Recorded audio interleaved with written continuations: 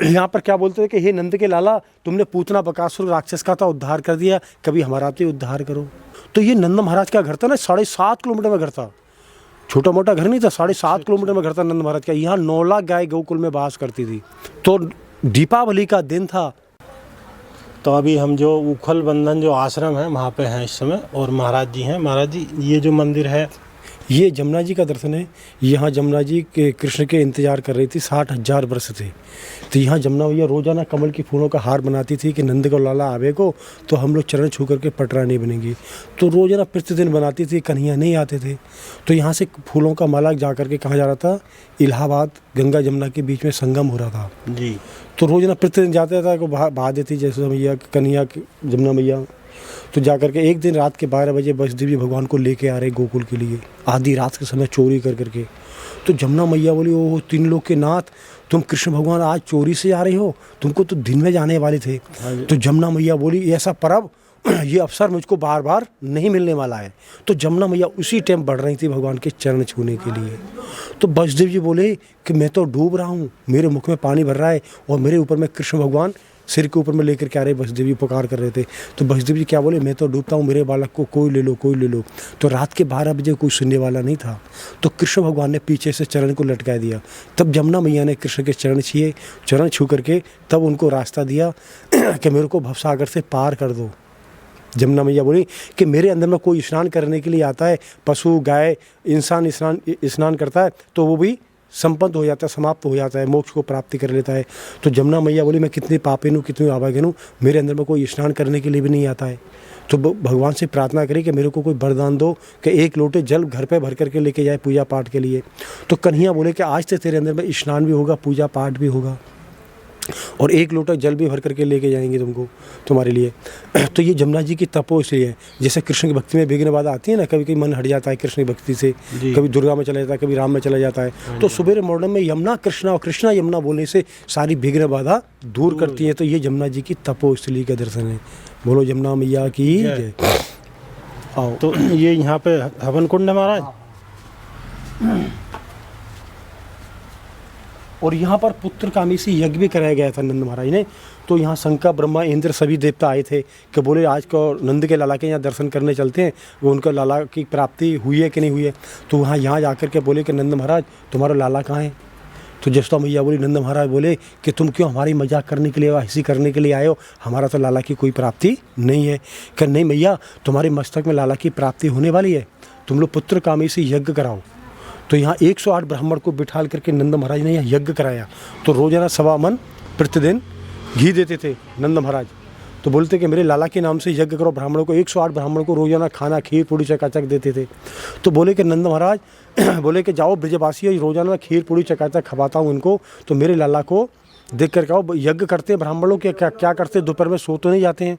तो बोले कि नंद महाराज कोई यज्ञ नहीं कर रहे हैं, मानी क्या कर रहे हैं, वो तो ऐसा बोल रहे हैं नंद के यहाँ लाला होवे, लाडू का सेवन होवे, वो तो असली घी का स्वाद तो नहीं कर रहे हैं। तो वो नंद महाराज बोले कि यही तो मेरा यज्ञ हो रहा है।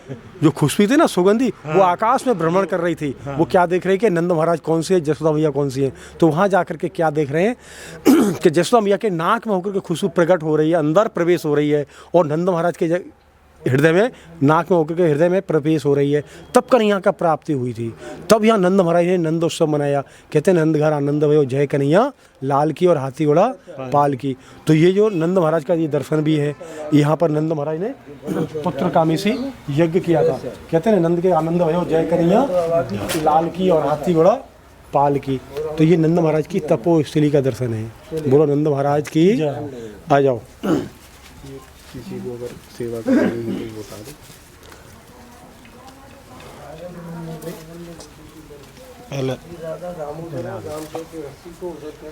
ये वो स्थान है जहाँ पर नारद जी ने उनको श्राप दिया था। ये कुबेर के पुत्र थे जो धन के राजा थे। तो ये यहाँ जमुना जी के अंदर में स्नान करते थे। यहाँ पीछे जमुना जी बह रही है।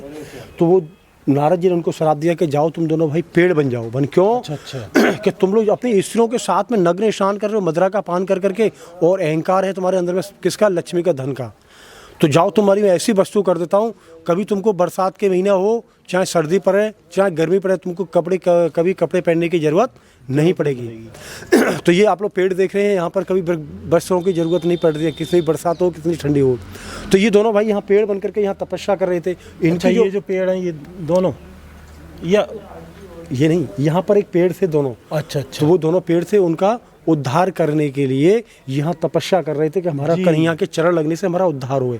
तो वो उनकी हाइट कितनी थी, वो 5.5 किलोमीटर दूर से दिखते थे, इतने बड़े मोटे पेड़ थे और इतनी लंबी हाइट थी। तो बोलते थे नंद महाराज का घर कौन सा है, कि वो यमराज नाम के 2 वृक्ष हैं, वो नंद महाराज का घर है। तो यहाँ पर क्या बोलते थे कि हे नंद के लाला, तुमने पूतना बकासुर राक्षस का तो उद्धार कर दिया, कभी हमारा तो उद्धार करो। तो भगवान बोले काज इनका उद्धार कर देते हैं। तो ये नंद महाराज का घर था ना, 7.5 किलोमीटर में घर था, छोटा मोटा घर नहीं था, 7.5 किलोमीटर में घर था नंद महाराज का। यहाँ 9 लाख गाय गोकुल में वास करती थी। तो यहाँ गोकुल के अंदर में 9 लाख गैया, 5,500 नौकरानी काम करती थी। तो दीपावली का दिन था, तो माता जसोदा जी बोली कि जाओ लाला, सब ब्रजवासियों को छुट्टी कर दो कि अपने अपने घर में दीपावली मनाएंगे, आज मैं तेरे लिए माखन मैं स्वयं निकालूंगी। तो जसोदा मैया माखन निकाल रही थी, तो कृष्ण भगवान खेलते हुए आ गए कि बुढ़िया मैया क्या कर रही है, कि वनी आज तो तेरे लिए माखन निकाल रही है। वनी क्यों, क्या काम वाली नहीं आएंगी, कि आज सबके यहाँ छुट्टी कर दी, आज सबको अपने अपने घर में दीपावली मनाएंगी और खीर बनाएंगी, पूड़ियाँ बनाएंगी। तो भगवान बोले कि मैं ही शंकर हूँ, मैं ही ब्रह्मा हूँ, मुझसे बड़ा कौन आ गया। आज गोकुल गाँव के अंदर में ऐलान करा दो कि आज मेरी पूजा होगी, कृष्ण भगवान की पूजा होगी। तो जसोदा मैया बोली कि बातें बना रहा है, जा स्नान करके ध्यान करके आ तू, तब तेरे को माखन मिलेगा। तो भगवान चले गए स्नान करने के लिए। तो यहाँ पर जो दीपावली के दिन जसोदा मैया बड़े प्यार से माखन निकाल रही थी। तो जसोदा मैया ने अपने कुंती के फूलों का एक गज बनाया हुआ था बालों में बांधने के लिए। तो जसोदा मैया और एक कड़े भी पहने हुए थे कंगन। तो जसोदा मैया माखन निकाल रही थी ना, तो कंगन क्या बज रहे, गोविंद दामोदर बिंद रुष्टम। तो जसोदा मैया का ध्यान तो एक तो मक्खन में था और एक जो धुन निकल रही थी ना उसमें धुन में था। तो जसोदा मैया का ध्यान था, कन्हैया आ गए मुरली मुकुट लगा करके और कबर में पीताम्बरी बांध करके और बंसी लटका करके, और ऐसे दोनों हाथ खड़े करके बोले, ए बुढ़िया मैया, मैंने क्या कर रही है, अब तो देखने में सुंदर बन गया, माखन निकाल के मेरे को दे दे। कि जसोदा मैया बोली अभी नहीं, माखन नहीं दूंगी तेरे को। क्यों, कि अभी रुक जा, अभी माखन निकालनी है, यानी अभी बाकी है, आज चला हुआ है। तो बन की मैया तो ऐसी नाटक कर रही है, तो माखन तो दे दे। तो कन्हैया माखन निकालनी जसोदा मैया, और कन्हैया उस रई को पकड़ लिया, एकदम ताकत से जोर से पकड़ ली, और जसोदा मैया हिलावे और वो नहीं हिले।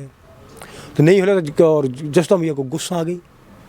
तो जसोदा मैया ने ऐसे करके कृष्ण भगवान को इसे लुढ़का दिया, छोटे से करैया, और लुढ़कते पड़ते हुए कहाँ जा कर के गए, जहाँ नंद महाराज और जसोदा मैया की रसोई थी।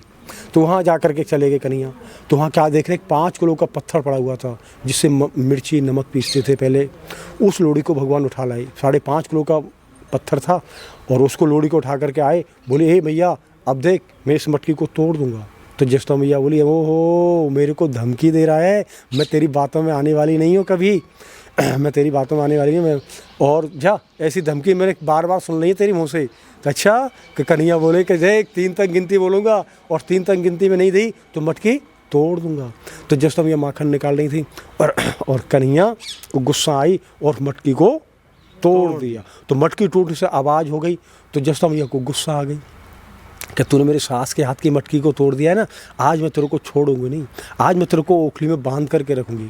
तो जसोदा मैया दौड़ रही है डंडे लेकर के, कन्हैया दौड़ रहे हैं, और जसोदा मैया गोकुल गांव के अंदर में नाच रही हैं। जसोदा मैया नाच रही, दौड़ रही हैं। तो हाइट कम थी जसोदा मैया की। जो कुंती के जो फूल थे ना, वो जो सिर में बंधे हुए थे, वो क्या सोचने लगे, ओ हो गोविंद, ओ हो दामोदर, आज तो मैं तुम्हारे चरणों की योग्यता में हूँ। तो जो पुष्प थे ना, वो झरझर के नीचे गिरने लगे और जसोदा मैया के चरणों में आने लगे और कन्हैया के चरणों में आने लगे। तो जो वो फूल क्या सोचने लगे कि ओ हो गोविंद, हे दामोदर, आज तो तुम्हारे पैर पड़ रहे हैं हमारे ऊपर, तो हमको सदगति प्राप्त हो रही है, मोक्ष को प्राप्ति हो रही है। तो जसोदा मैया भज रही है, दौड़ रही है, पसीना दे गई जसोदा मैया, मगर कन्हैया हाथ नहीं आ रहे। वो कन्हैया क्यों भज रहे थे, कि डंडे के मारा देख करके, जो डंडा था ना, भगवान काँप रहे थे। तो बोले मैया इस डंडे को छोड़ देगी तो मैं हाथ आ जाऊँगा। तो जसोदा मैया ने डंडे को फेंक दिया और कन्हैया आ गई। तो बोले कि मैया